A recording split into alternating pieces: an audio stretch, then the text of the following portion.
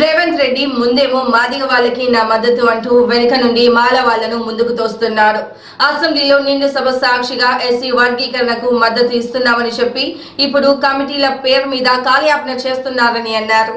ఇప్పటికైనా ఎస్సీ వర్గీకరణ చేసి ఎక్కువ శాతం జనాభా కలిగిన మాదిగలకు న్యాయం జరిగేలా చూడాలి. ఎస్సీ వర్గీకరణ జరిగితే తన సీఎం పదవి పోతుందేమో అని రేవంత్ రెడ్డి భయపడుతున్నారు. ఎందుకంటే పైన కేబినెట్ నుండి ఇక్కడ కేబినెట్ వరకు అందరూ మాలలే ఉండేసరికి ఆయనకి పదవి మీద భయం పుట్టుకుంది. ఇప్పటికే ఎస్సీ వర్గీకరణ జరగకపోవడం వలన మొన్న ప్రకటించినటువంటి టీచర్ల పోస్టుల్లో మరియు ఎంబీబీఎస్ సీట్లలో అత్యధిక శాతం సీట్లు మాలలకే దక్కాయి. ఇప్పటికైనా రేవంత్ రెడ్డి తన మనస్సు మార్చుకొని ఎస్సీ వర్గీకరణకు అనుకూలమైన ప్రకటన చేయకపోతే రాబో కాలంలో మాదిగలంతా ఏకమై తగిన బుద్ధి చెప్పడానికి సిద్ధంగా ఉన్నారని అన్నారు.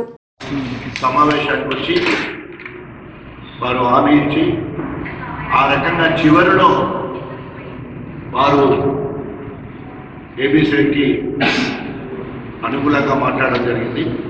కానీ భారతదేశంలో ఉన్న 47 రాజకీయ పార్టీలు, అనేక కుల సంఘాలు, ఉద్యమ పార్టీలు అందరూ కూడా మరి ఎస్సీలను ఏబీసీలుగా వర్గీకరించాలి, ఎస్సీ సబ్ కేటగరైజేషన్ను అందరూ కూడా మద్దతు తెలియజేయడం జరిగింది. చివరికి ఆగస్టు 1వ తారీఖు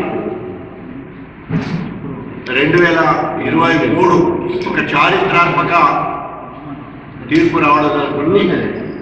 రాజ్యాంగ ధర్మాసనము 7 జడ్జెస్తో కూడిన కమిటీ చంద్రచూడ్ నాయకత్వంలో మరి ఒక చారిత్రాత్మక తీర్పు రావడం జరిగింది.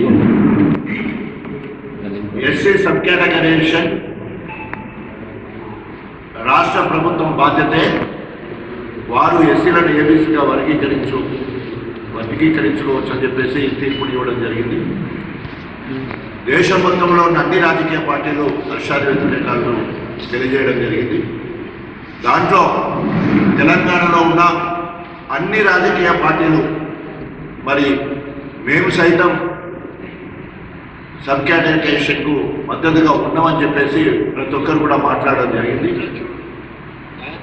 ఒక్క మాల సామాజిక వర్గం తప్ప, అందులో బీద వాళ్ళైనా లేదా మాల ఉపకులైన వాళ్ళు కాక ఓన్లీ మానవాళ్ళు మాత్రమే మరి వెంకటస్వామి కుటుంబానికి సంబంధించిన వివేక్ కావచ్చు, వినోద్ కావచ్చు, వంశీ వాళ్ళ వలలో పడి మాయ మాటలకు మోసపోయే పరిస్థితి కనబడుతూ ఉన్నది.